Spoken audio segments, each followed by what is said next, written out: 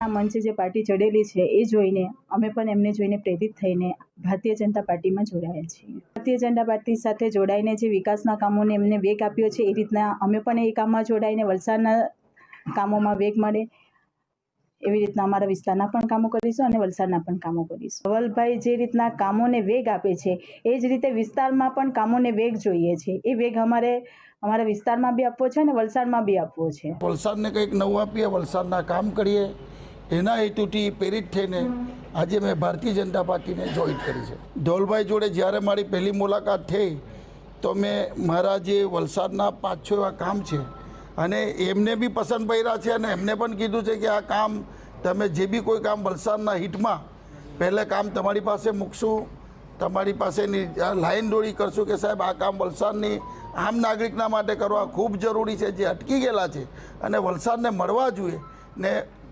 વલસાડને મળે એવી એમને પણ બાંયધરી આપી છે કે ખરેખર આ કામને થયું જરૂરી છે એને પહેલે પ્રાધાન્ય આપશું। એ જોઈને વલસાડની અંદર નગરપાલિકાની અંદર વલસાડ સારું બને, આપનું વલસાડ સારું બને એવી આજથી એમની પાસે કામની આશા પણ રાખી છે અને એને ચોક્કસ ખાતરી છે કે જે એમની કામ કરવાની પદ્ધતિ છે એ પ્રમાણે વલસાડને કામ મળશે।